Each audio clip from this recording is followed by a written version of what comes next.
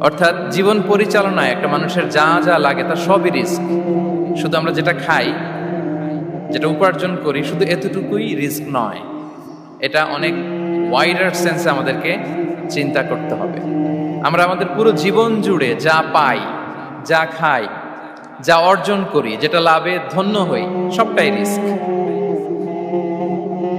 আমরা অনেকে যে বুঝি যেটা আমরা খাই, যেটা উপার্জন করি এটা রিস্ক, এটা যে একেবারেই রিস্ক নয় সেটা নয়, তবে এটা আংশিক সত্য, এটাও রিস্ক। অর্থ, খাদ্য, জাগতিক সম্পদ এটাও রিস্ক, কিন্তু এটা রিস্কের সর্বনিম্ন স্তর, the lower level of provision, the lower level of risk হচ্ছে এই যে খাদ্য, অর্থ, জাগতিক সম্পদ। রিজিকের সর্বনিম্ন স্তর হচ্ছে এটা। আর রিজিকের সর্বোচ্চ স্তর হচ্ছে ফিটনেস। সুবহানাল্লাহ বিহামদিহি। আমরা অনেকে এটাকে নেগলেক্ট করি, গুরুত্ব দেই না, কিন্তু এটাই রিজিকের সর্বোচ্চ স্তর, ফিটনেস। আপনি ফিট থাকা, অর্থাৎ ফিজিক্যাল অ্যান্ড মেন্টাল ফিটনেস, শারীরিক এবং মানসিক সুস্থতা, এটা রিজিকের সবচাইতে উচ্চতম স্তর, দ্য হায়ার স্টেজ অফ রিস্ক প্রভিশন সাস্টেনেন্স। ফিটনেস, সুস্বাস্থ্য, শারীরিক এবং মানসিক সুস্থতা। কারণ আমাদের স্বাস্থ্য যদি ভালো না থাকে, ফিজিক্যালি মেন্টালি যদি আমরা ফিট না হই, পৃথিবীর সব নেয়ামত আমার পায়ের সামনে হাজির করলেও আমি কিছুই উপভোগ করতে পারবো না। এজন্য এইটা সবচাইতে বড় রিস্ক। এবং রাসূলুল্লাহ সাল্লাল্লাহু আলাইহি ওয়াসাল্লাম তিনি বলেছেন যে নি'মাতান মাগবুনুন ফীহিমা কাসীরুম মিনান নাস, আস-সিহহাতু ওয়াল ফারাগ। দুটি নিয়ামত আছে যে দুটি নিয়ামতের ব্যাপারে মানুষ খুবই গাফেল, উদাসীন, গুরুত্ব দেয় না।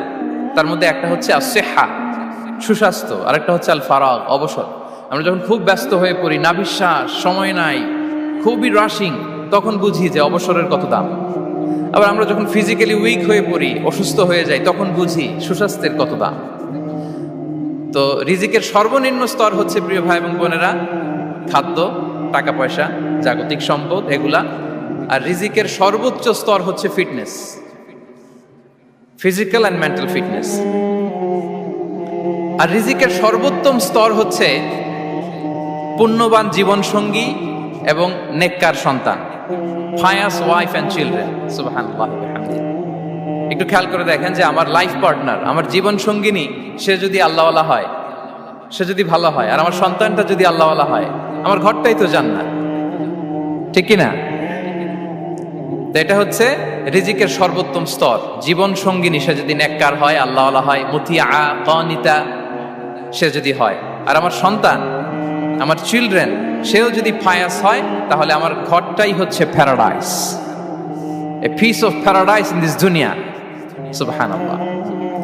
আমরা আম্মাজান খাদিজাতুল কুবরা আত-তাহিরা রাদিয়াল্লাহু তাআলা আনহা, ওনার কথা জানি যে বিষ্ণু ঈসা ইসলামের স্ত্রী আমাদের আম্মাজান রাসূলুল্লাহ সাল্লাল্লাহু আলাইহি ওয়াসাল্লামকে বড্ড ভালোবাসতেন, আগলে রাখতেন সব সময়, মেন্টালি সাপোর্ট দিতেন, ফিনান্সিয়ালিও সাপোর্ট দিতেন।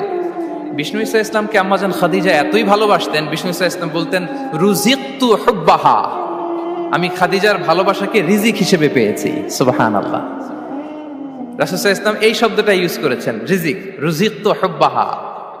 এবং তিনি দোয়া করার সময় বলতেন, আল্লাহ, কিয়ামতের সে বিভীষিকাময় দিনে, যেদিন বন্ধু বন্ধুকে চিনবে না, স্বামী স্ত্রীকে চিনবে না, বাবা সন্তানকে চিনবে না, পীর সাহেব মুরিদকে চিনবে না, নেতা কর্মীকে চিনবে না, ভাই বোনকে চিনবে না, সেই কঠিন মুহূর্তে আল্লাহ, আমি আমার খাদিজাকে যেন ভুলে না যাই।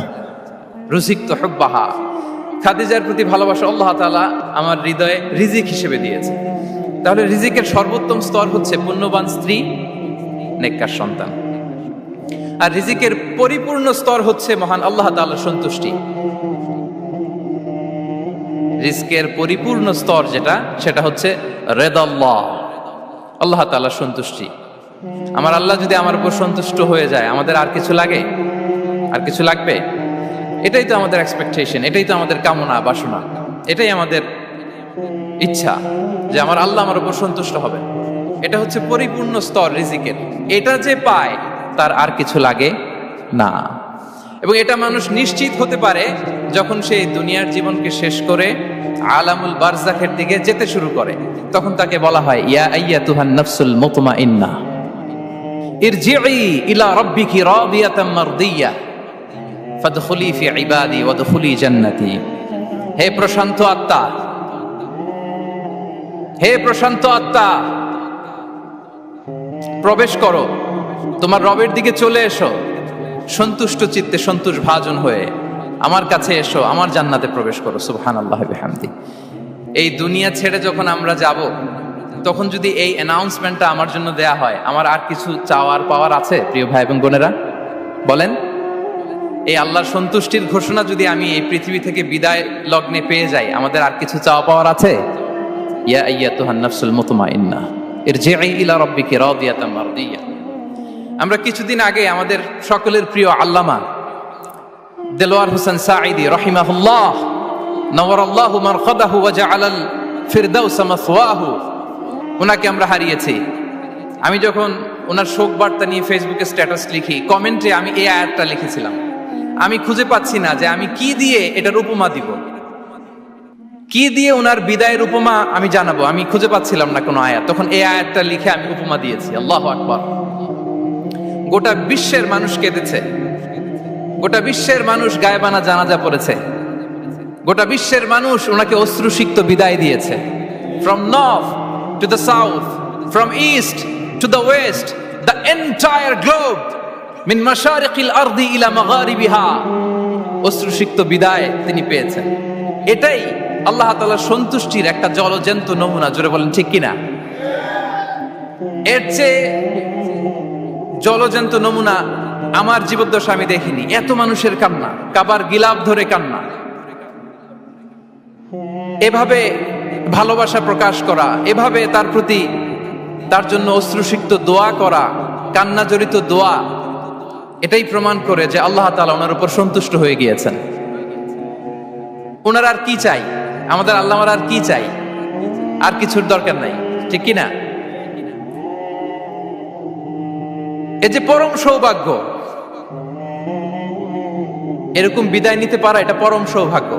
আমরা আল্লাহর জন্য দোয়া করি, আল্লাহ তাআলা সারা জীবন তিনি যেমনি কোরআনের বার্তাকে গোটা বিশ্বব্যাপী পৌঁছিয়ে দিয়েছেন, তার কবরটাকে আল্লাহ তাআলা কোরআনের নূর দিয়ে আলোকিত করে দেখ। কোরআনকে আল্লাহ তাআলা তার কবরের সাথী বানাক। কোরআনকে আল্লাহ তাআলা তার কিয়ামতের দিন, in the day of judgement, তার পক্ষে শাহাদাতকারী হিসেবে কবুল করুক। সম্মানিত ভাই এবং বোনেরা, আল্লাহ তাআলার সন্তুষ্টি পরিপূর্ণ রিজিক, এটা হচ্ছে পরিপূর্ণতা, কমপ্লিট রিস্ক। তাহলে আমরা যেটা ভাবি অর্থ, আমরা যেটা ভাবি সম্পদ, এটা রিজিকের সর্বনিম্ন স্তর। সর্বোচ্চ স্তর হচ্ছে fitness, physical and mental fitness. সর্বোত্তম স্তর হচ্ছে পুণ্যবান স্ত্রী, নেককার সন্তান। আর পরিপূর্ণ স্তর হচ্ছে আল্লাহ তাআলার সন্তুষ্টি। হাদিসে সবরকে বলা হয়েছে সবচেয়ে প্রশস্ত স্তর। as-sabr, patience, ধৈর্য। রাসূলুল্লাহ সাল্লাল্লাহু আলাইহি ওয়াসাল্লাম বলেছেন, মা রুজিকা আবদুন খায়রান লাহু ওয়ালা আওসা মিনাস সাবর। সবরের চেয়ে কোনো প্রশস্ত নেয়ামত, প্রশস্ত রিজিক আল্লাহ তাআলা কোনো বান্দাকে দেয়নি। ধৈর্য, আমাদের অনেকের ধৈর্য কম। আপনাদের কি অবস্থা? ধৈর্য আছে তো? হ্যাঁ, সবার ধৈর্য আছে না? আপনাদের দেখেই বোঝা যাচ্ছে মাশাআল্লাহ, খুব ধৈর্যের সাথে আপনারা একেবারে শেষ সময় পর্যন্ত আছেন। তো এই ধৈর্যের প্র্যাকটিসটা আমাদের করতে হবে। আমরা যেন অস্থির না হয়ে যাই, আমরা যেন আতঙ্কিত না হই, আমরা যেন প্রশান্ত থাকি, আমরা যেন ধৈর্যের প্র্যাকটিস করি। বিশেষ করে আমাদের সন্তানদের এটা শেখাতে হবে। কারণ ধৈর্য এটা এমন একটা গাছ, যে গাছে সারা গায়ে কাটা কিন্তু এর ফলটা বড় মিষ্টি। ধৈর্য এমন একটা গাছ, যে গাছে সারা গায়ে কাটা কিন্তু এর ফলটা বড় সুস্বাদু। তো সেই টেস্টি ফ্রুট যদি আপনি ট্রাই করতে চান, আপনাকে ধৈর্য ধারণ করতে হবে। তাহলে হাদিসের আলোকে আমরা জানলাম রিজিকের সবচাইতে প্রশস্ত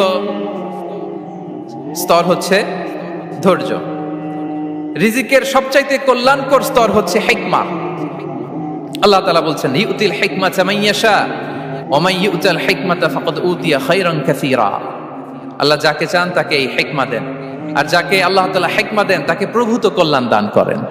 হিকমা, প্রজ্ঞা, উইজডম, নলেজ আর কমন সেন্স, দুইটা যখন একসাথে হয় এটা উইজডম হয়ে রিফ্লেক্ট করে। আই রিপিট, জ্ঞান এবং আকল, নলেজ আর কমন সেন্স, দুইটা যখন একসাথে হয় ওটা হয়ে যায় উইজডম বা প্রজ্ঞা। কখন কোথায় বলতে হয়, কেমন ভাবে বলতে হয়, কি করে বলতে হয়, কখন কি করতে হয়, কতটুকু করতে হয়, কোথায় যে থামতে হয়, এটা জানার নাম হচ্ছে হিকমা। আর হিকমা হচ্ছে সবচাইতে কল্যাণকর রিস্ক। সম্মানিত সুধী, এটা হচ্ছে আমার introductory discussion. The concept of রিস্কের ব্যাপারে এখন মোটামুটি আমাদের একটা আইডিয়া ক্লিয়ার হয়েছে না? রিস্ক কি, কত ধরনের হতে পারে, রিস্কের সবচেয়ে নিম্ন স্তর কি, সর্বোচ্চ স্তর কি, সবচেয়ে প্রশস্ত স্তর কোনটা, সর্বশ্রেষ্ঠ স্তর কোনটা, সবচেয়ে কল্যাণকর স্তর কোনটা। এ পর্যায়ে আমরা জানবো যে এই রিজিকের বন্দোবস্ত কে করেন। কে করেন বলেন তো দেখি? এই রিজিকের বন্দোবস্ত একচ্ছত্রভাবে আল্লাহ তাআলা এটা নিয়ন্ত্রণ করেন। তিনি রিজিকের মহাব্যবস্থাপক। যে আয়াত দিয়ে আমি শুরু করেছি প্রিয় ভাই এবং বোনেরা, ওমা মিন দাব্বাতিন ফিল আরদি ইল্লা আলাল্লাহি রিজকুহা ওয়া ইয়ালামু মুস্তাকাররাহা ওয়া মুস্তাওদাআহা কুল্লুম ফি কিতাবিম মুবিন। ভূপৃষ্ঠে বিচরণশীল যত প্রাণী আছে, এই সবগুলো প্রাণীর রিজিকের ব্যবস্থাপনা আল্লাহ তাআলা নিজ কুদরতে করেন, এবং এই প্রত্যেকটা প্রাণীর স্থায়ী অস্থায়ী নিবাস সম্পর্কে, অবস্থান সম্পর্কে তিনি জানেন। এখানে যদিও ফিল আরদি বলা হয়েছে, বস্তুত জলে, স্থলে, বায়ুমণ্ডলে যত লিভিং ক্রিয়েচার আছে, সব লিভিং ক্রিয়েচারের রিজিকের বন্দোবস্ত করেন কে? এজন্য তিনি হচ্ছেন রাজ্জাক। তিনি ওনার একটা নাম দিয়েছেন যে আমি হচ্ছি আর রাজ্জাক, ইন্নাল্লাহা হুয়ার রাজ্জাকু যুল কুওয়াতিল মাতিন। নিশ্চয় আল্লাহ তাআলা তিনি হচ্ছেন আর রাজ্জাক, তিনি রিজিকের ব্যবস্থাপক। যে কেউ রাজ্জাক হতে পারে না, চাইলে রাজ্জাক হওয়া যায় না। রাজ্জাক একজন, তিনি কে? আল্লাহ। রিজিকের রেসপন্সিবিলিটি আল্লাহ, রিজিক নিয়ে চিন্তা আল্লাহর। তো আল্লাহর চিন্তা আমি করলে হবে?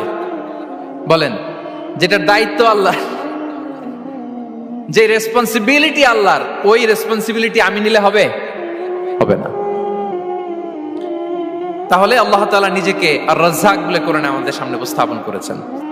রাজ্জাকের তিনটা বৈশিষ্ট্য আছে। যেই সত্তার মধ্যে তিনটা বৈশিষ্ট্য খুঁজে পাওয়া যায়, তিনি হচ্ছেন আর রাজ্জাক, দ্য প্রোভাইডার, দ্য সাস্টেইনার। আর রাজ্জাক কোন সেই তিন গুণ? এক নম্বর গুণ হচ্ছে নো ডেফিসিয়েন্সি, তার কোনো অভাব থাকবে না। হু continuously provide sustenance to his creatures, যে লাগাতার, নিয়মিত, প্রতিনিয়ত তার সৃষ্টিকে রিজিক দেন, এবং গোটা বিশ্বকে রিজিক সরবরাহ করতে যে তার ধনভাণ্ডারের 1 ইঞ্চিও কমে না। সুবহানাল্লাহ বিহামদি। এই যে সাইয়েদনা আদম আলাইহিস সালাম থেকে শুরু করে আপ আনটিল নাও, গোটা বিশ্বের সবগুলো মানুষকে, জিন জাতিকে, পক্ষীকুল, সাগরের অতল গহ্বরে দ্য ব্লু ওয়েল, নীল তিমিগুলোকে, বিশাল মাছগুলোকে, এই সব কিছুকে যে আল্লাহ তাআলা রিজিক সরবরাহ করছেন, আল্লাহর যে ধনভাণ্ডার একটু কমে আসার কথা না এতদিনে? কি বলেন? এত হাজার হাজার বছর রিজিক দেওয়ার পরও তার ধনভাণ্ডার কমে নাই? না। আল্লাহ বলে, তোমাদের যার যা লাগবে, যার যা চাহিদা, যার যেটা দরকার, সবও যদি দিয়ে দেয়, আমি আল্লাহর ধনভাণ্ডারের 1 ইঞ্চিও কমবে না। আর Razzak যুল কুওয়াতিল মাতিন, the provider, the sustainer. তাহলে রাজ্জাক হতে হলে ওই সত্তার তিনটা গুণ লাগে। এক হচ্ছে নো ডেফিসিয়েন্সি, তার কোনো ঘাটতি থাকতে পারবে না। 2 নম্বর কোয়ালিটি হচ্ছে নেভার ফরগেটফুল, তিনি ভুলতে পারবেন না। Who never forget the needs of his creation, তার সৃষ্টির কোথায়, কার, কখন, কোনটা লাগে এটা ভুলে গেলে চলবে না। ধরেন তিনি নর্থ আমেরিকাতে, এখানে কানাডায় যারা আছে, আমেরিকাতে যারা আছে, তাদেরকে রিস্ক দিচ্ছে। ওদিকে সাউথ আমেরিকাতে, ব্রাজিলে, আর্জেন্টিনার জঙ্গলে কিছু জনগোষ্ঠী রয়ে গেছে, এদের কথা আল্লাহ ভুলে গেছে। তারা বেঁচে থাকতে পারবে? আফ্রিকার জঙ্গলে যারা আছে, তাদেরকেও যে রিজিক দিতে হবে, যখন যেটা লাগে সরবরাহ করতে হবে, এটা যদি আল্লাহ ভুলে যায়, তোরা বাঁচবে? বলেন। তাহলে যিনি আর রাজ্জাক, তিনি হচ্ছেন নেভার ফরগেটফুল, কখনো তার সৃষ্টির কখন কি লাগে এটা কখনো তিনি ভুলতে পারবেন না। আল্লাহ তাআলা ভুলেন না, তিনি ভুলেন না, তিনি সব খেয়াল রাখেন। যখন যার যেটা যতটুকু দরকার, তখন তাকে ততটুকু যিনি দেন, তার নাম হচ্ছে রাজ্জাক। রাজ্জাক হতে গেলে যেই কোয়ালিটি লাগে, তার 3 নম্বর কোয়ালিটি হচ্ছে কম্প্যাশনেট। কম্প্যাশনেট, দয়ালু, অনেক বেশি দয়ালু। এত বেশি দয়ালু যে তার বিরোধিতা করলেও তাকে রিজিক দেয়া থেকে তিনি বঞ্চিত করেন না। His disobedience affects the risk but not stop the risk. আপনি যদি আল্লাহর অবাধ্য হন, আপনার রিজিকের বারাকা হয়তো কমে যাবে, কিন্তু রিজিক বন্ধ হবে না। যে গোটা বিশ্বে যারা অবিশ্বাসী আছে, যারা নাস্তিক আছে, যারা আল্লাহদ্রোহী আছে, তারা কি খেয়ে পরে বেঁচে নাই? বলেন, তাদেরকে কি আল্লাহ তাআলা রিজক দিচ্ছে না? এই তো সুবহানাল্লাহ, কম্প্যাশনেট, এত দয়ালু।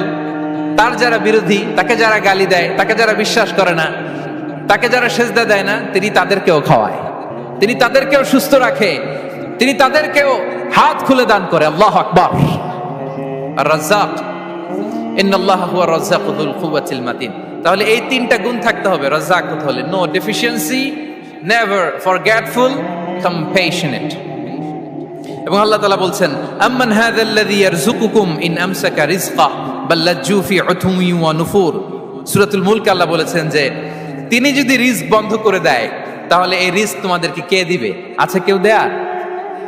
সূরা মুলকের শেষ আয়াতে আল্লাহ বলেছেন যে তোমরা যে সুমিষ্ট পানি খেয়ে বেঁচে আছো, এটা যদি একেবারে জমিনের অতল গহ্বরে আমি নিয়ে যাই, কে এনে দিবে তোমাদেরকে পানি?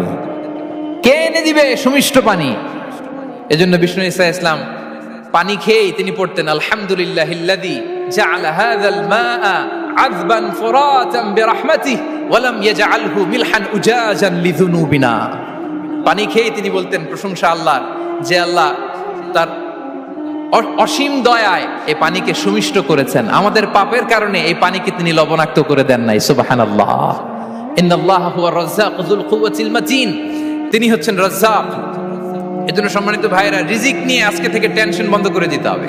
আমাদের কাজ হচ্ছে চেষ্টা করে যাওয়া, প্রাণান্তকর প্রচেষ্টা করা, আমাদের রোলটা আমরা প্লে করব, কিন্তু রিজিকের ফয়সালা করবে একজন, তিনি কে? ইন্নাল্লাহা হুয়া রাজ্জাকু যুল কুওয়াতিল মাতিন। এটা নিয়ে চিন্তিত হওয়ার কিছু নাই প্রিয় ভাই এবং বোনেরা। আমরা আমাদের মায়ের পেটে থাকতেই এটা ফিক্স হয়ে গিয়েছে। আমরা যখন মায়ের পেটে ছিলাম, ইন্না আহাদাকুম ইজমাউ খালকুহু ফি বাতনি উম্মিহি 40 ইয়াওমান সুম্মা ইয়াকুনু আলাকাতান মিসলা যালিক সুম্মা ইয়াকুনু মুদগাতান মিসলা যালিক। আমরা যখন মায়ের পেটে ছিলাম 40 দিন আমরা নুতফা স্টেজে ছিলাম, 40 দিন আমরা আলাকা স্টেজে ছিলাম। আমার মায়ের জরায়ুর দেয়ালে আমি লেপ্টে ছিলাম। 40 দিন আমরা ছিলাম এ ভেরি লিটল ফ্ল্যাশ, একটা ছোট্ট গোশতের টুকরা।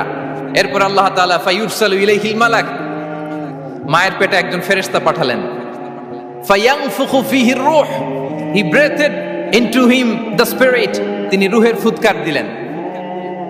ওয়া ইউমারু বিআরবা'i কালিমাত, চারটা জিনিস তখন লিখে দেয়া হলো। বিকাতবি রিজকিহি ওয়া আজালিহি ওয়া আমালিহি ওয়া শাকিয়ুন আও সাঈদ, তার রিজিক কি হবে লিখে দেয়া হয়েছে মায়ের পেটে যখন ছিলাম। আপনারা তো এখন চিন্তা করতেছেন, চিন্তিত, কিন্তু মায়ের পেটে থাকতে আল্লাহ তাআলা এই রিজিককে ফিক্স করে দিয়েছেন। সুবহানাল্লাহি ওয়া বিহামদিহি। এবং যে রিজিক আমি আমার মায়ের পেটে থাকতেই আল্লাহ তাআলা লিখে দিয়েছেন, সেই রিজিক ভোগ না করে আমি কোনোদিন মরবো না। বিষ্ণু ইসলাম আমাদেরকে জানিয়েছেন, তোমার জন্য যে রিজিকের বন্দোবস্ত, যেই অ্যালটমেন্ট আছে, সেটা ভোগ না করে, উপভোগ না করে তুমি মরবে না। এবং সেটা আপনি উপভোগ করবেন, আপনার কাছেই আসবে। ধরুন আপনারা যে ফল আমেরিকাতে খান, এটা কি আমেরিকায় চাষ হয় ফল, নাকি কানাডা মেক্সিকো থেকে আসে? কোত্থেকে আসে? কোত্থেকে? এখানেই হয়, আবার বাইরে থেকেও আসে। Okay fine. লেটস সে আপনি যেই অ্যাপেলটা দিয়ে আজকে ব্রেকফাস্ট করলেন, যে অ্যাপেলটা আপনি খেলেন, এটা মেক্সিকো থেকে এসেছে। ওই অ্যাপেলটা যখন কুড়ি অবস্থায় ছিল, মুকুল অবস্থায় ছিল, তখনই ওটার মধ্যে আপনার নাম লেখা। এর মধ্যে কত পাখি এসে ওই গাছে বসেছে, কত মুকুল নষ্ট করেছে, ওইটা নষ্ট করে নাই, কারণ ওইটা আপনি খাবেন। ওইটা পুষ্ট হয়ে সুন্দর একটা ফল হয়ে ইম্পোর্টেড হয়ে এটা আমেরিকাতে আসলো, আমেরিকার বাজারে। অনেক মানুষ ওই ফলটা সুপার মার্কেটে যে ধরে চড়ে নেড়ে আবার রেখে দিয়ে চলে গেছে, নেয় নেই। ওইটা সে খাবে না, কারণ ওইটা আপনার রিজিকে লেখা। ওই ফল আপনি নিয়ে আসলেন, বাসায় অনেকে অ্যাপেল খাচ্ছে, কিন্তু ওই অ্যাপেলটা খাবে না, কারণ এটা কে খাবে? সুবহানাল্লাহ পড়তে পারলেন না মজা করে? আল্লাহু আকবার। আপনার জন্য যে রিজিক নির্ধারিত, এটা আপনিই খাবেন। এর মধ্যে আপনি মরে যেতে পারতেন, বাসা থেকে অন্য কোথাও চলে যেতে পারতেন, কিন্তু না, মরবেনও না, অন্য কোথাও যাবেনও না ওইটা খাওয়ার আগে। This is the essence of risk, this is the essence of provision, sustenance. ইন্নাল্লাহা হুয়ার রাজ্জাকু যুল কুওয়াতিল মাতিন। মায়ের পেটে থাকতে নির্ধারিত, ওই ফল কেউ টাচ করবে না up until you try it. This is রিস্ক। এই কথাটাই বিষ্ণু ঈসা ইসলাম খুব সুন্দর করে বলেছেন, লা তামুতু নাফসুন হাত্তা তাস্তাকমিলা রিজকাহা। অন্য বর্ণনায় এসেছে লা তামুতু নাফসুন হাত্তা তাস্তাউফিয়া রিজকাহা। মানুষের জন্য যে রিজিকের বরাদ্দ সেটা উপভোগ না করে, সেটা না খেয়ে ওই মানুষ এই দুনিয়া থেকে বিদায় নিতে পারে না। তাহলে আমার রিস্ক ভোগ না করে আমি মরবো না, এবং এটা যেহেতু আপনার জন্য নির্ধারিত, এটা আপনি পাবেনই। এখন এটা কি হালাল পন্থায় আপনি পাবেন না হারাম পন্থায় পাবেন, দ্যাট ইজ ইউর ডিসিশন। আপনার রিস্ক আপনার কাছে আসবে, এটা নির্ধারিত না অনির্ধারিত বলেন তো? আমি সবার কাছ থেকে শুনবো, রিস্ক কি নির্ধারিত না অনির্ধারিত? ফিক্সড, নির্ধারিত। ফর এন এক্সাম্পল, ধরুন আপনি সারা জীবনে 1 কোটি টাকা ইনকাম করবেন। কয় কোটি? 1 কোটি টাকা ইনকাম করবেন, এটা নির্ধারিত, আল্লাহ তাআলা ফিক্স করে ফেলেছেন, এটা আল্লাহর সিদ্ধান্ত। কিন্তু এই 1 কোটি হালাল পন্থায় আপনি উপার্জন করবেন না হারাম পন্থায়, এটা আপনার সিদ্ধান্ত। So now the decision is yours. যদি আপনি পরিশ্রমী হন, যদি আপনি সৎ পথ অবলম্বন করেন, তাহলে ওই 1 কোটি আসবে আপনার কাছে, কিন্তু হালাল পন্থায়। আর যদি আপনি হালাল হারাম মিক্স করেন, টেবিলের উপর দিয়েও নেন নিচ দিয়েও নেন, আসবে কিন্তু 1 কোটি। আসবে কয় কোটি? কথা বোঝে নাই বোধহয়। টেবিলের নিচ দিয়েও যদি নেন, সারা জীবনে আপনি পাবেন কত? 1 কোটি। So now the decision is years. সিদ্ধান্ত আপনার। হালাল পন্থায় উপার্জন করবেন না হারাম পন্থায়? বলেন হালাল না হারাম? হারামের সাথে আমাদের কোনো সম্পর্ক? হারামকে আমরা এই কনভেনশন সেন্টার থেকে না বলে দিলাম, আওয়াজ করে বলুন নো। হারামের সাথে আমাদের কোনো সম্পর্ক? আল্লাহ তাআলার দেয়া বরাদ্দ রিস্ক আমরা হালাল পন্থায় উপার্জন করবো ইনশাআল্লাহ। বলেন। তাহলে মায়ের পেট থেকে নির্ধারিত হয়ে গেল, আমারটা আমি পেলাম, হালাল ভাবে আমি নিব। আরেকটা জিনিস মনে রাখতে হবে যে কেউ কারো রিজিকে ভাগ বসায় না, কেউ না। আমরা অনেকে মনে করি যে আমি ওকে দিলাম, ওকে খাওয়াইলাম, আমি বোধহয় খাওয়াইলাম। না, সে আপনারটা খায় নাই, সে তার রিজিকই খেয়েছে। আমাদের ঘরে আমাদের বন্ধু বান্ধব আসে, অনেক সময় আমাদের ঘরে অনেক সময় অতিথি আসে, তাদেরকে আমরা আপ্যায়ন করি, তাদেরকে খাওয়াই। আসলে সে আমারটা খায় না, সে কারটা খায়? তার নিজেরটাই খায়। বিষ্ণু ইসলাম এটা খুব সুন্দর করে বলেছেন। ওনার কাজিন চাচাতো ভাই আব্দুল্লাহ ইবনে আব্বাসকে একদিন অনেক নাসিহা করছিলেন। করতে করতে এক পর্যায়ে তিনি বললেন, ওয়া আলাম, ইবনে আব্বাসকে বলছেন, ওয়া আলাম আন্না মা আসাবাকা লাম ইয়াকুন লিইখতিআক ওয়া মা আখতাআকা লাম ইয়াকুন লিইউসিবাক। আব্দুল্লাহ, জেনে রেখো, যেটা তুমি পাওয়ার এটা তুমি কোনোদিন হারাবা না। যেটা তোমার হওয়ার কথা ছিল ওটা তুমি কোনোদিন মিস করবা না। আর যেটা তুমি পাওয়ার কথা না, গোটা বিশ্বের সব শক্তিকে হাতের মুঠোয় আনলেও সেটার দেখা তুমি পাবে না, পাবে না। ওয়ালাম আন্নামা আসাবাকা লাম ইয়াকুন লিইখতিআক ওয়া মা আখতাআকা লাম ইয়াকুন লিইউসিবাক রুফিআতিল আকলাম ওয়া জাফফাতিস সুহুফ। আব্দুল্লাহ, রিজিক নিয়ে চিন্তিত হয়ো না, রিজিক নিয়ে পেরেশান হয়ো না। প্লে ইউর রোল, রিজিক ইজ ফিক্সড। যেটা তুমি পাওয়ার তুমিই পাবা, যেটা তুমি পাওয়ার কথা না, চেষ্টা করেও সেটা তোমার কাছে আসবে না। সম্মানিত সুধী, এ পর্যায়ে আমরা জানবার চেষ্টা করব যে কিসে রিজিক বাড়ে, কি করলে রিজিকে ভরপুর বারাকা হয়, রিজিকের চাবিকাঠি কোথায়, কোন পথে চললে রিজিকে ভরপুর বারাকা হবে, আমার জীবনে বরকত নেমে আসবে রিজিকে। এটা জানতে মনে যাচ্ছে না আমাদের? হ্যাঁ, কষ্ট হচ্ছে আপনাদের? কষ্ট হচ্ছে? তাহলে কি করলে রিজিকে ভরপুর বারাকা হয়, কি করলে আমার জীবনে ভরপুর বারাকা নেমে আসে, এই পয়েন্টটাতে আমরা একটু আলোকপাত করি।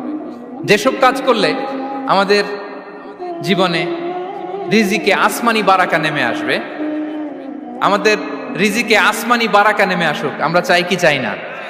সবাই আমরা চাই নিশ্চয়ই। যে কাজ করলে রিজিকে আসমানি বারাকা আসে, এর 1 নাম্বার হচ্ছে তাকওয়াল্লাহ, আল্লাহর ভয়। আল্লাহ তাআলা বলছেন, ওমাই ইয়াত্তাকিল্লাহা ইয়াজআল লাহু মাখরাজা ওয়া ইয়ারযুকহু মিন হাইসু লা ইয়াহতাসিব। যে আল্লাহকে ভয় করে, যে আল্লাহ সচেতন, আল্লাহ তাকে মাখরাজ, মাখরাজ মানে কি জানেন? ওই যে এক্সিট লেখা না এদিকে, এই এক্সিটকে আরবিতে বলে মাখরাজ, মানে কোথাও আটকাবেন না, বের হওয়ার রাস্তা আছে, কোথাও আটকাবেন না, বের হওয়ার রাস্তা আল্লাহ তাআলা অ্যারেঞ্জ করে দিবেন। You will have the way out from crisis. ক্রাইসিসে পড়লে, সংকট মোমেন্টে আল্লাহ তাআলা ওখান থেকে এক্সিটের ব্যবস্থা আপনাকে করে দিবেন। ওয়া ইয়ারযুকুহু মিন হাইসু লা ইয়াহতাসিব, এমন জায়গা থেকে আল্লাহ তাআলা রিজিকের ব্যবস্থা করবেন যে সে কল্পনাও করে নাই। এরকম অনেক সময় হয় না যে আমি ভাবিও নাই যে এখান থেকে আমার রিজিকের বন্দোবস্ত হতে পারে, কোত্থেকে যে রিজিক চলে আসলো। এরকম জীবনে মাঝে মাঝে হয় কি হয় না? ব্যবস্থা করেন কে? যারা আল্লাহ তাআলাকে ভয় করে, যারা আল্লাহ সচেতন, তাদেরকে আল্লাহ তাআলা স্পেশাল রিজিক দিয়ে ধন্য করেন। তাকওয়াল্লাহ। পুরো কোরআনের মূল শিক্ষা কি? পুরো ইসলামের এসেন্স কি, জিস্ট কি, সারাংশ কি যদি আমাকে জিজ্ঞেস করা হয়, আমি বলবো তাকওয়াল্লাহ, আল্লাহর ভয়, আল্লাহর সচেতনতা। Allah is watching me, Allah is observing me. আল্লাহ তাআলা আমায় দেখছেন। আমি যাই করি না কেন, দরজা বন্ধ করে, জানালা বন্ধ করে, সব বন্ধ করেও যদি করি, পৃথিবীর সবার চোখ ফাঁকি দেয়া গেল, আল্লাহর চোখ ফাঁকি দেয়া যায়? পুলিশের চোখ ফাঁকি দেয়া যায়, সিকিউরিটির চোখ ফাঁকি দেওয়া যায়, আমার সাথে বন্ধুদের চোখ ফাঁকি দেয়া যায়, ফাঁকি দেয়া যায় না একটা মহান সত্তার চোখ। তিনি কে? এই যে সেন্সেশন, অনুভূতি, দিস ইজ তাকওয়া। এই অনুভূতিটার নামই হচ্ছে তাকওয়া। যে আমি যাই করি, যেভাবে করি, যখন করি, কেউ দেখে না, কিন্তু দেখে কে? কেউ যেটা দেখে না সেটা দেখে কে? দিস ইজ তাকওয়া। এই তাকওয়ার চর্চা যার মধ্যে আছে, তার রিজিকে বারাকা নেমে আসবে। আমরা যেন তাকওয়ার চর্চা করি, আমাদের ছেলে মেয়েদের জন্য এটা শেখাই যে কেউ দেখে না বাবা, কিন্তু আল্লাহ দেখে। ছোটবেলা থেকে যদি আমাদের সোনামণিদের ব্রেইনে এই তাকওয়াল্লাহ নামের এই সফটওয়্যারটা ইনস্টল করে দেই, আর কোনোদিন সে বিপদগামী হবে না, পথচ্যুত হবে না। ওই ছেলেকে দিয়ে আর পৃথিবীতে অন্যায় করানো যাবে না। সে পাপ কাজ করবে না, সে অন্যায় কাজ করবে না, সে অন্যের রাইটস নষ্ট করবে না, সে দুর্নীতি করবে না, সে ঘুষ খাবে না, সে সুদ খাবে না। শুধু দুর্নীতি দমন কমিশন দিয়ে দুর্নীতি বন্ধ করা যায় না। এই তাকওয়া আল্লাহর সফটওয়্যার ইনস্টল করে দিতে হবে। তাহলে এক নম্বর হচ্ছে তাকওয়া। আল্লাহর ভয় যেন আমরা আমাদের হৃদয়ে রাখি। যাদের হৃদয়ে আছে আল্লাহর ভয়, তারা কভু পথ ভুলে যায় না। কি অসাধারণ কথা! তাহলে এক নম্বরে তাকওয়া আল্লাহ। দুই নম্বর আত-তাওয়াক্কুল আলাল্লাহ, to put your trust on Allah, to depend on Allah, আল্লাহর উপর ভরসা রাখা। আমরা ভরসা রাখি কার উপর? আওয়াজ করে বলুন, কার উপর? আমরা আমাদের ভরসা রাখি আল্লাহর উপর, কার উপর ভরসা রাখি না, ভরসা একজনের উপর। বিষ্ণু ইসা ইসলাম বলেছেন, লাউ আন্নাকুম তাওয়াক্কালুনা আলাল্লাহি হাক্কা তাওয়াক্কুলিহি লা রাযাকাকুম কামা ইয়ারযুকুত তায়র তাকদু খিমাসান ওয়া তারুহু বিতানান। পাখি যেমনি আল্লাহর উপর তাওয়াক্কুল করে, তোমরা যদি এমনি তাওয়াক্কুল করতে পারো, তাহলে পাখিকে আল্লাহ যেমনি রিজিক দেয়, তোমাদেরকে আল্লাহ তাআলা তেমনি রিজিক দিবেন। পাখি কি করে ভাই? সকালবেলা তার বাসা থেকে কিচির মিচির রবে, হ্যাঁ, দিক বিদিক ছুটে বেড়ায়, ছুটতে থাকে মাইলকে মাইল। আবার বিকেল বেলায় গধূলি লগ্নে তার বাসায় এসে ফিরে আসে। ওই পাখিটাকে আল্লাহ তাআলা উদর পূর্তি করে তার নিড়ে ফিরিয়ে দেয়। তাহলে ইসলামে পাখিকে তাওয়াক্কুলের মডেল হিসেবে উপস্থাপন করা হয়েছে। কাকে? পাখিকে। এবার খেয়াল করে দেখেন তো, পাখি কি করে? সকালবেলা ঘরে বসে বসে তাওয়াক্কুল করে নাকি? কথা কি বুঝতেছেন? পাখি তার নিড়ে বসে হাত গুটিয়ে আল্লাহর উপর তাওয়াক্কুল করে, এরকম না? এই হাদিস থেকে কি বোঝা গেল? কিভাবে করে বলতে হবে, বলেন তো একজন সাহস করে কিভাবে করে? বের হয়ে যায়, রিজিকের সন্ধানে সে বের হয়ে যায়, দিক বিদিক ছুটে বেড়ায়। বিকেল বেলা ওদর পূর্তি করে আল্লাহ তাআলা পাখিটাকে নিড়ে ফিরিয়ে দেয়। সো পাখিকে তাওয়াক্কুল হিসেবে, তাওয়াক্কুলের মডেল হিসেবে বিষ্ণু ইসা ইসলাম সেট করলেন এজন্য যে পাখি তার রোলটা প্লে করে, তারপরে সে রিজিক পায়। এটা হচ্ছে রিজিকের এসেন্স, যে আমাদের রোলটা আমাদের প্লে করতে হবে, আমাদেরকে আমাদের চেষ্টাটুকুন করতে হবে, তারপরে আল্লাহ তাআলার উপর আমরা ভরসা করব। ইসলামে তাওয়াক্কুল is always at the second stage. The first stage is your role, your effort, your precaution, তারপরে হচ্ছে তাওয়াক্কুল। তাহলে বলেন, ইসলামে আগে তাওয়াক্কুল না পরে তাওয়াক্কুল? পরে। ইকিলহা সুম্মা তাওয়াক্কাল আলাল্লাহ। এক সাহাবী বলেন, ইয়া রাসূলুল্লাহ, আমার উটের রশিটা গাছে বেঁধে তারপরে তাওয়াক্কুল করব না ছেড়ে দিয়ে তাওয়াক্কুল করব? বিষ্ণু ইসলাম বললেন ইকিলহা সুম্মা তাওয়াক্কাল আলাল্লাহ, আগে গাছের মধ্যে রশি দিয়ে টাইট করে বাঁধো, তারপরে তাওয়াক্কুল করো। সুবহানাল্লাহি বিহামদি। তাহলে এইরকম তাওয়াক্কুল যদি করা যায় পাখির মতো, আপনার রিজিকের কোনো অভাব হবে না। কিন্তু আমাদের সমস্যা যেটা, প্রিয় ভাই এবং বোনেরা, আমরা আমাদের অলসতা, অপারগতা, আমাদের কি বলবো হীনমন্যতা, আমাদের কর্মহীনতাকে তাওয়াক্কুল বানিয়ে নিয়েছি। বুঝতে পেরেছেন? আমরা আমাদের অলসতাকে বানিয়েছি কি? তাওয়াক্কুল। আমাদের কর্মহীনতাকে বানিয়েছি কি? তাওয়াক্কুল। আমরা কি করি? আমরা বলি আল্লাহর উপর ভরসা করলাম, নিজে কিছু না করে। কি বলে আমাদের বাংলা একটা কথা বলে, যা করে আল্লাহ। নিজের কোনো রোল প্লে নাই, নিজের কোনো প্রিকশন নাই, কোনো প্ল্যানিং নাই, কোনো পলিসি নাই, কোনো স্ট্র্যাটেজি নাই, বলে আল্লাহর উপর ভরসা করলাম, যা করে আল্লাহ। এরকম বলে না? এই যে যা করে আল্লাহ বলে যে তাওয়াক্কুল করলেন, এটা বিষ্ণু ঈসা ইসলামের শিখানো পন্থায় তাওয়াক্কুল হয়েছে? কথা বলেন, হয়েছে?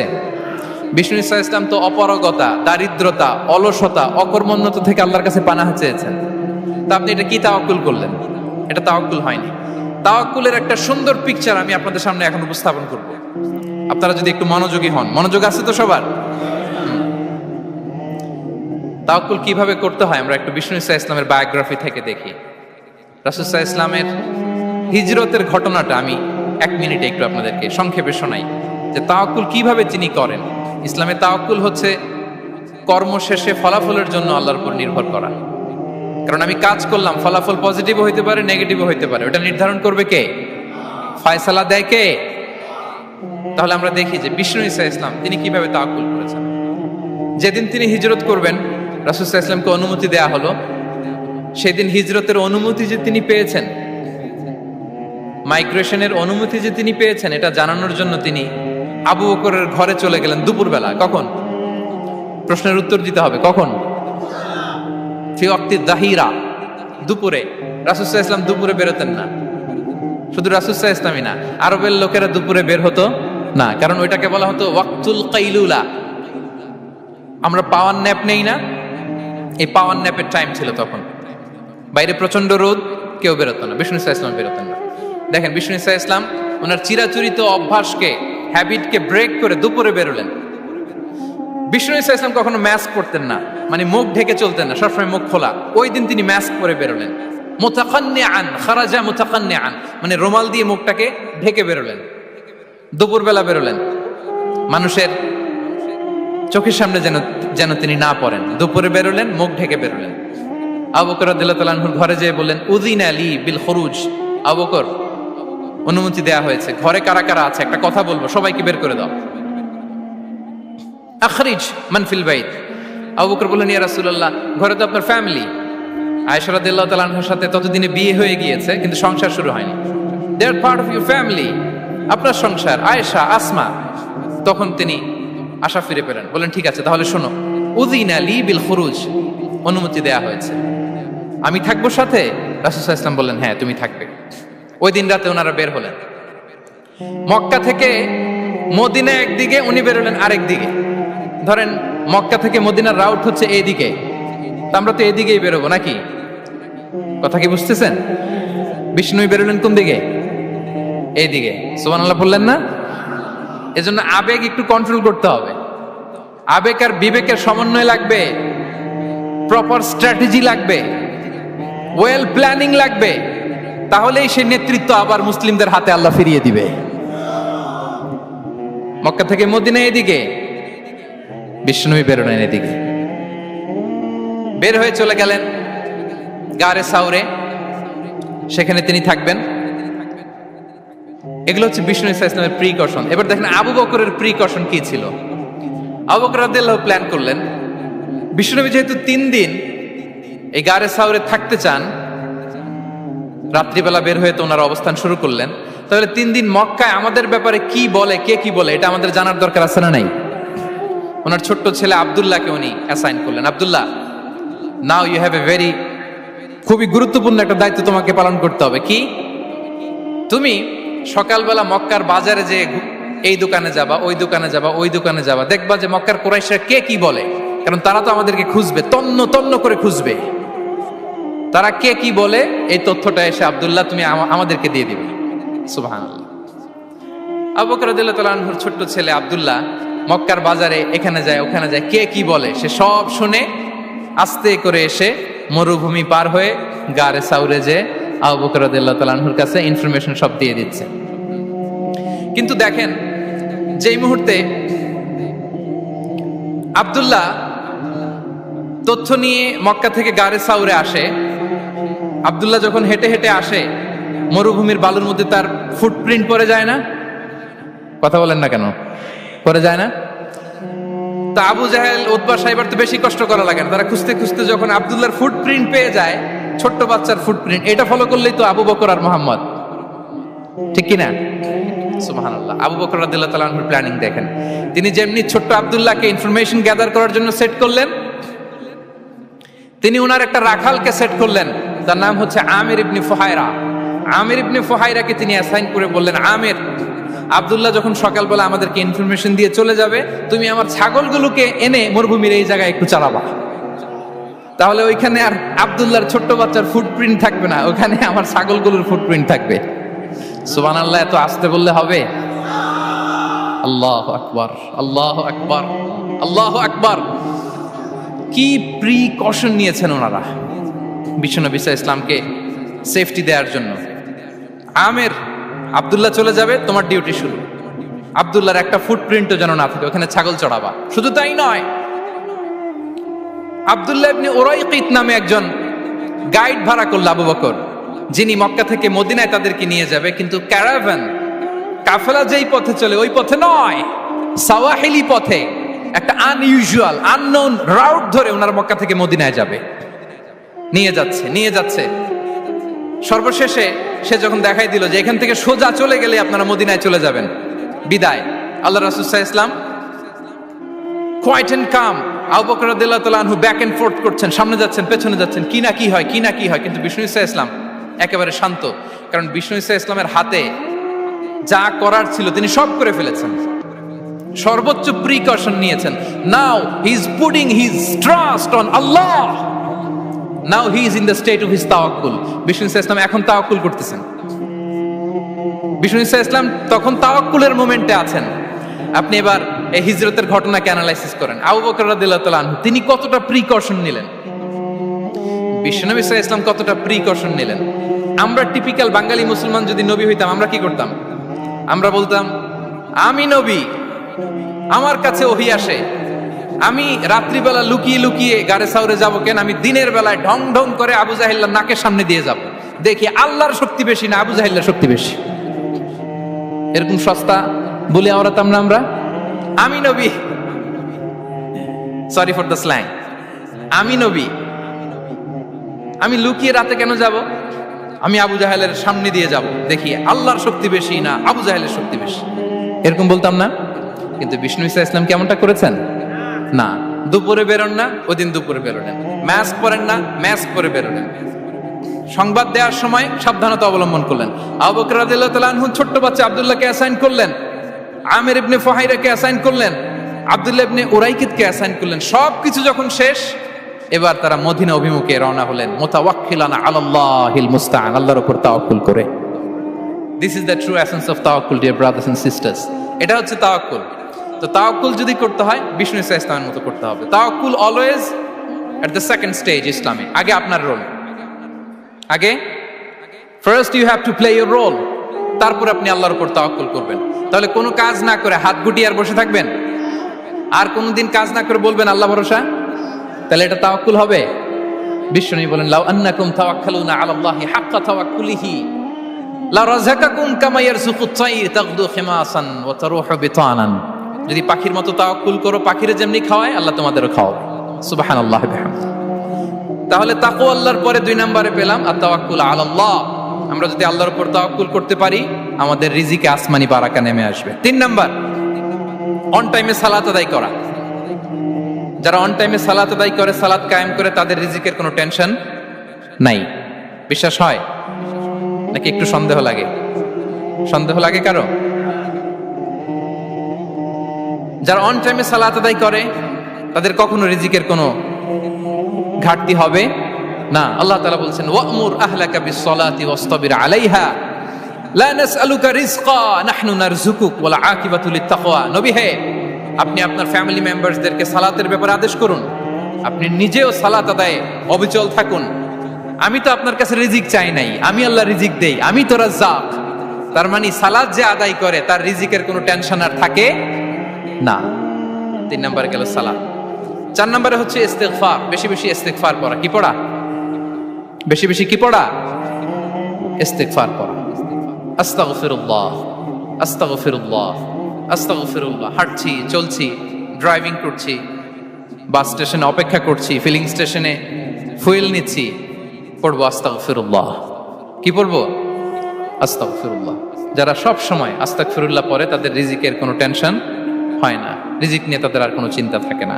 আল্লাহ নবী নূহ আলাইহিস সালাম যিনি ওনার জাতিগোষ্ঠীকে বলেছিলেন ফাকুলতু আস্তাগফিরু রাব্বাকুম ইন্নাহু কানা গাফফারা, তোমরা বেশি বেশি ইস্তিগফার পড়ো, তিনি ক্ষমাশীল। ইস্তিগফার পড়লে কি হবে? ইউরসিলিস সামাআ আলাইকুম মিদরারা, রহমতের বৃষ্টি বর্ষণ হবে, তোমাদের জমিগুলো উর্বর হবে। ওয়া ইউমদিদুকুম বিআমওয়ালি ওয়া বানিন, আল্লাহ তাআলা তোমাদেরকে সম্পদে বারাকা দিবেন, সন্তানে বারাকা দিবেন। ওয়া ইয়াজআল লাকুম জান্নাতিন ওয়া ইয়াজআল লাকুম আনহারা, তোমাদের ফসল ক্ষেতগুলো সবুজ শ্যামল হয়ে ভরপুর হবে, তোমাদের রিজিকে বারাকা নেমে আসবে। তাহলে আমরা যেন বেশি বেশি ইস্তিগফার করি। বিষ্ণু ঈসা ইসলাম বলেছেন মান লাযামাল ইস্তিগফার জাআলাল্লাহু লাকুম মিন কুল্লি দীকিন মাখরাজা ওয়া মিন কুল্লি হাম্মিন ফারাজা ওয়া ইয়ারযুকহু মিন হাইসু লা ইয়াহতাসিব। যে সব সময় ইস্তিগফার পরে তার কোনো টেনশন থাকে না, তার জীবনে দুশ্চিন্তা আসে না, আর এমন জায়গা থেকে আল্লাহ রিজিকের বন্দোবস্ত করে যেটা সে কল্পনাও করে নাই। সুবহান। আমরা যেন বেশি বেশি ইস্তিগফার করি। আস্তাগফিরুল্লাহ, এটা হচ্ছে ভেরি শর্ট ফর্ম অফ ইস্তিগফার। অথবা পড়তে পারেন আস্তাগফিরুল্লাহ আল্লাযী লা ইলাহা ইল্লা হুয়াল হাইয়ুল কাইয়্যুম ওয়া আতুবু ইলাইহি। সাইয়্যিদুল ইস্তিগফার মুখস্থ আছে না আমাদের? এটা যেন বেশি বেশি পড়ি। ইয়াকিনের সাথে যে সাইয়্যিদুল ইস্তিগফার পড়বে, যেই দিন পড়বে ওই দিন যদি মৃত্যু হয় সে জান্নাতি। কোন রাতে মুকিনান বিহি, ইয়াকিনের সাথে যদি সাইয়্যিদুল ইস্তিগফার কে রিসাইট করে, ওই রাতে যদি সে মৃত্যুবরণ করে, বিষ্ণু বলেন সে জান্নাতি। তাহলে প্রিয় ভাই এবং বোনেরা, আমরা যেন ইস্তিগফার করি। তারপরে কয়টা গেল? 1 2 3 4 5 নম্বরে হচ্ছে সিলাতুর রাহিম, আত্মীয়তার বন্ধনকে মজবুত করা। যারা আত্মীয়তার সম্পর্ককে মজবুত করে তাদের জীবনে রিজিকের কোনো টেনশন নাই, রিজিকে ভরপুর বারাকা নেমে আসে। রাসূল সাল্লাল্লাহু আলাইহি ওয়াসাল্লাম বলেন মান সাররাহু আইয়ুবসাতা লাহু ফি রিজকিহি ওয়া ইউনসা লাহু ফি আসারিহি ফালিয়াসিল রাহিমা। যে চায় তার রিজিকে বরকত হোক, যে চায় তার হায়াতে বরকত হোক, সেজন্য আত্মীয়তার বন্ধনকে মজবুত রাখে। আমরা যেন আমাদের আত্মীয়তার সম্পর্ককে বজায় রাখি। এটা আল্লাহর আরশে লেগে থাকে আর বলে যে আমাকে মিলায় আল্লাহ তারে মিলায়, যে আমাকে ছিন্ন করে আল্লাহ তাআলা তার সাথে সম্পর্ক ছিন্ন করে। বিষ্ণু বলেন লা ইয়াদখুলুল জান্নাতা খাতি', আত্মীয়তার সম্পর্ক যে ছিন্ন করেছে সে কঠিন কালেও আল্লাহর জান্নাতে প্রবেশ করার এন্ট্রি পাবে না। আমরা যেন আত্মীয়তার সম্পর্ক বজায় রাখি। 6 নাম্বার কাসরাতুস সাদাকা, দান করলে রিজিকে বারাকা আসে। আল্লাহ তাআলা বলেন ওয়ামা আনফাকতুম মিন শাইইন ফাহুয়া ইউখলিফু ওয়া হুয়া খায়রুর রাযিকিন। যে দান করে, দান করলে যে ঘাটতি হয় আল্লাহ তাআলা এই ঘাটতিটাকে রিপ্লেস করে দেয়, রিপ্লেস করে দেয়। বিষ্ণু ঈসা ইসলাম বলেছেন মা নাকাসা মালু আবদিন মিন সাদাকা, চ্যারিটি করলে, দান করলে আল্লাহ তার সম্পদ কখনো কমায় না। প্রতিদিন সকালবেলা দুজন ফেরেশতা নেমে বলতে থাকে আল্লাহুম্মা আ'তি মুনফিকান খালাফা, আল্লাহুম্মা আ'তি মুমসিকান তালাফা। ফেরেশতা দুজন বলে আল্লাহ, যে দান করলো, দানের কারণে যে ঘাটতিটা হলো এটা তুমি মেক আপ করে দাও, এটা তোমার পক্ষ থেকে বারাকা দিয়ে রিপ্লেস করে দাও। আর যে ধরে রাখলো, কৃপণতা করলো, ওর সম্পদকে আল্লাহ তুমি ধ্বংস করে দাও। ওয়াল ইয়াদু বিল্লাহ। আমরা যেন দান করি। এরপরে বিষ্ণু ঈসা ইসলাম বলেছেন বেশি বেশি হজ উমরা করলে, বেশি বেশি যদি কারো সাধ্য থাকে, ফিনান্সিয়াল ক্যাপাসিটি থাকে, বেশি বেশি হজ উমরা করলে তার রিজিকে বারাকা নেমে আসে। সব শেষে হচ্ছে দোয়া করা, রিজিক বৃদ্ধির কি করা? দোয়া করা। বিষ্ণু ঈসা ইসলাম নিজেও দোয়া করতেন।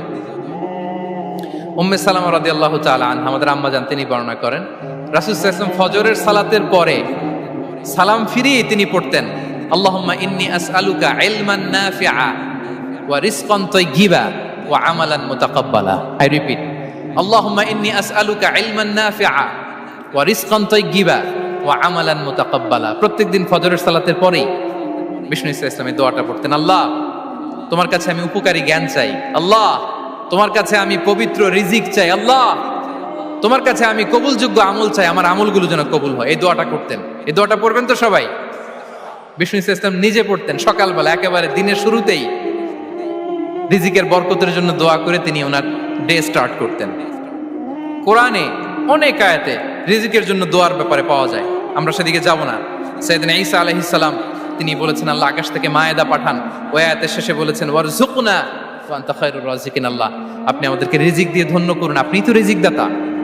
আল্লাহ নবী ইব্রাহিম আলাইহিস সালাম তিনি দোয়া করেছেন রব্বি জাআল হাযা বালাদান আমিনা ওয়ারযুক আহলাহু মিনাস সামারাত, আল্লাহ এই জনপদকে মক্কাকে আপনি পবিত্র নগরী, এই নগরীকে আপনি নিরাপদ নগরী করুন, আর এই নগরীর অধিবাসীদেরকে আপনি ফলমূল দিয়ে রিজিক দান করুন। তাহলে নবীরা তারা স্বয়ং রিজিকের দোয়া করেছেন। আমরা যেন রিজিক প্রাপ্তির জন্য, রিজিকে বারাকার জন্য আল্লাহ তাআলার কাছে দোয়া করি। আর উপর একটা চমৎকার কথা বলে, আর রিজকু লিমান সাআ লাইসা লিমান দাআ ফাকাত, মানে রিজিক শুধু যারা দোয়া করে তাদের জন্য নয়, দোয়ার সাথে সাথে যারা চেষ্টা করে তাদের জন্য। সুবহানাল্লাহ পড়েন। দোয়ার সাথে দাওয়ার দরকার আছে না নাই? তাওয়াক্কুলের পয়েন্টে আমরা বলেছি যে আমাদের সর্বোচ্চ চেষ্টাটুকুন করব। তাওয়াক্কুল মানে হচ্ছে কোনো কাজের প্ল্যান করা, ওই প্ল্যান বাস্তবায়নের জন্য যা যা দরকার হাজির করা, এরপরে প্রাণান্তকর প্রচেষ্টার জন্য ঝাঁপিয়ে পড়া, এরপরে কর্মশেষে ফলাফলের জন্য কার উপর নির্ভর করা? আল্লাহর উপর নির্ভর করা। সো আমাদের রোলটা যেন আমরা প্লে করি। জমিনকে আল্লাহ প্রশস্ত করে দিয়েছেন, আল্লাহ বলেছেন ওয়া কুলু মির রিজকি, জমিনকে প্রশস্ত করেছি, এর পরতে পরতে ঘুরো, খোঁজো, চেষ্টা করো তোমার রিজিক তুমি নাও। ইসলাম আমাদেরকে কর্মমুখী হতে শেখায়। আমি আমার বিভিন্ন আলোচনায় বলি যে ইসলাম কতটা কর্মমুখী ধর্ম। একটা ছোট্ট হাদিস দিয়ে শেষ করি। রাসূল সাল্লাল্লাহু আলাইহি ওয়াসাল্লাম বলেছেন ইন কামাতিস সাআতু ওয়া ফি ইয়াদি আহাদিকুম ফাসিলা। রাসূল সাল্লাল্লাহু আলাইহি ওয়াসাল্লাম বলেন যে যদি কেউ দেখে কিয়ামত শুরু হয়ে গিয়েছে আর তার হাতে একটা চারা গাছ, কি গাছ? আর ওদিকে কি শুরু হয়েছে?